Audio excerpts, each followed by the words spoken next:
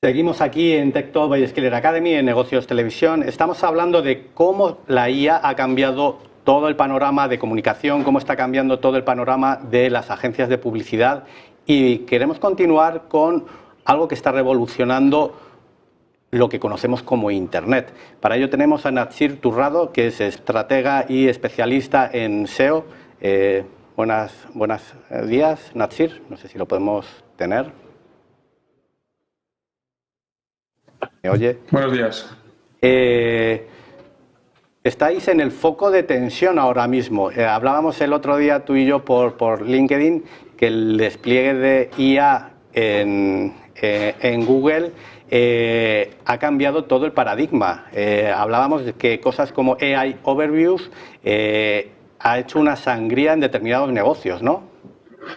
Así es, sí. Las overviews, para quien no lo sepa, son unos pequeños resúmenes que muestra Google cuando tú buscas información, ¿no?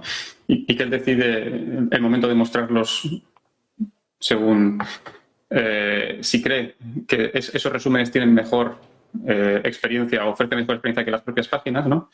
Y para ello, al final, pues se están nutriendo del contenido de las webs. Y no está citando correctamente, y si cita, pues no, digamos que los usuarios no ven bien ese enlace, con lo cual los sitios web se quedan sin ese clic, ¿no? Al final, Google lo que está un poco es rompiendo este contrato no escrito que había entre creadores, ¿no? Y Google, que es: yo creo contenido, te dejo que lo indexes y a cambio tú me das tráfico para que yo viva, ¿no? Y aproximadamente, sobre todo medios informativos, medios de comunicación, están viendo pérdidas del 15 al 40% de tráfico. Imagínate lo que puede llegar a suponer eso en ingresos. ¿Y qué pueden hacer esos medios o esos negocios para adaptarse? Porque lo que estamos viendo es que al no haber ese clic, mucha gente que tiene un e-commerce, mucha gente que tiene, como comentabas, un medio de comunicación, ve que ese tráfico no les llega. ¿Cómo pueden adaptarse a este nuevo paradigma? Bueno, es un problema, la verdad, pero también yo creo que es una oportunidad de aparecer, porque si bien es cierto que antes las respuestas directas que ofrecía Google dependían sobre todo de los 10 primeros resultados. Ahora lo que estamos viendo es que están mostrando también resultados más profundos, con lo cual también es una forma o una oportunidad de utilizar estas apariciones como una forma de hacer marca. Al final son impresiones que tu marca recibe, ¿no? Impresiones que, por ejemplo, agencias de medio, agencias de comunicación han estado vendiendo siempre como KPI de éxito, ¿no? Creo que es una oportunidad para seguir apareciendo, para seguir creando marca, para entender al SEO también como una disciplina más holística, ¿no? No solamente son las AI Overviews, también tenemos el AI Mode que va a sacar ahora Google también, que va a ser como una especie como de chat GPT en el propio Google, que si bien es cierto que va a mostrar resultados mucho más multimodales, ¿no? Va a sacar, es decir, al final tenemos que entender la búsqueda como no algo puramente textual, ¿no? Al final el usuario evoluciona, las expectativas evolucionan y nuestros contenidos también tienen que evolucionar un poco con esas expectativas, ¿no? Entonces, si bien es cierto que Google, bueno, ya les han sido denunciados por varios grupos de medios, pues en Brasil tenemos también, por ejemplo, la CNN, el New York Times, se están quejando a Google de este robo de contenido, ¿no?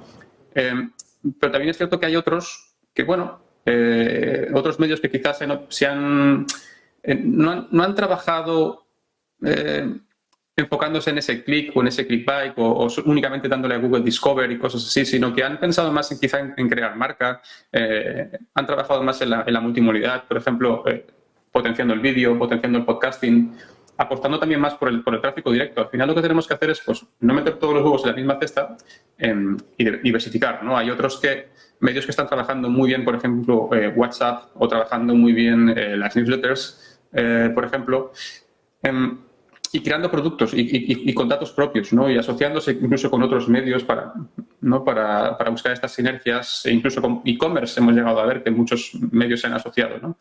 Entonces, yo creo que al final todo esto no deja de ser, pues, un problema, pero también creo que puede surgir algo nuevo y algo bonito de esto, ¿no? Y a los SEOs no me queda otra que darles mucho ánimo. Vamos a seguir existiendo y viviendo durante mucho tiempo, ¿no? Porque siempre y cuando el usuario necesite una interfaz para interactuar, para buscar información, al final hará falta un SEO. ¿vale? Al final los SEOs somos un poco como las cucarachas del Internet y tenemos mucho que hacer también para poder seguir apareciendo en estas IAs.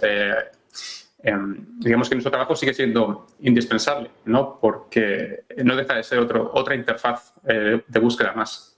Natsir, ya casi para acabar, yo creo que lo que comentas, la gente de SEO va a tener que ver un poco cómo encaja este nuevo ecosistema. En la semana que viene hablaremos de sostenibilidad y tecnología. ¿La gente sabe un poco el consumo que requiere siempre la inteligencia artificial energético? Sí, lo que pasa es que ha habido bastantes mitos sobre esto, ¿no? Se hizo un estudio hace tiempo donde se extrapolaban unos datos de una forma errónea y se hizo muy viral, ¿no?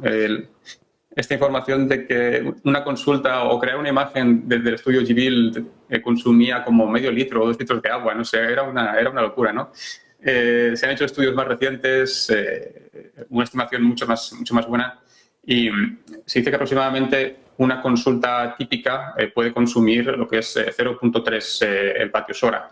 Pero para ponerte un ejemplo, imagínate que tú haces unas 10 consultas al día en GPT, pues estarías consumiendo menos energía que cargando el móvil durante un año. ¿Vale? Es decir, al final el problema no es el consumo individual y tampoco es el consumo en la fase de inferencia, es decir, en cuanto te dé la respuesta. Sí que es cierto que consumen unas 4 o 5 veces más energía que la típica consulta tradicional que hacemos, pero aquí el problema es cuando estos modelos, cómo se entrenan estos modelos, ¿no? Esas bases, esos centros de datos, al final también se tienen que refrigerar, no consumen muchísima agua, ¿vale? Recuerdo cuando entrenaron a GPT-3, salió la noticia que habían consumido unos 700.000 litros de agua dulce. O sea, se calcula que más o menos para 2027 estarán consumiendo la misma agua que puede consumir la mitad del Reino Unido, ¿no? Y no solamente son costes tangibles o costes que se pueden ver, sino también hay estos costes ocultos, ¿no? Al final, esto necesitas de GPUs, tarjetas gráficas, de chips, de materiales raros, todo este trabajo de minería. Ahí es donde está el problema, ¿no?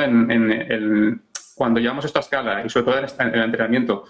Pero nosotros como usuarios individuales no nos tenemos que preocupar más allá de imaginaros simplemente, si nos preocupáramos por todo, para poner una anécdota, cada post de Instagram que hace Cristiano Ronaldo, toda la gente que lo consume equivale a la misma cantidad de energía que 10 casas al año. ¿Vale? Entonces, al final... Nos vamos a quedar... Natsir, nos vamos a quedar con ese mensaje, se lo haremos llegar a Cristiano Ronaldo, que no postee más, por favor, y la semana que viene aquí en TechTalk vamos a analizar un poco más en profundidad ese consumo energético. Y Natsir Turrado, muchas gracias por estar hoy con nosotros, seguiremos de cerca toda esa evolución del mundo de posicionamiento en buscadores y energía, y muchas gracias por estar hoy aquí con nosotros. José Luis,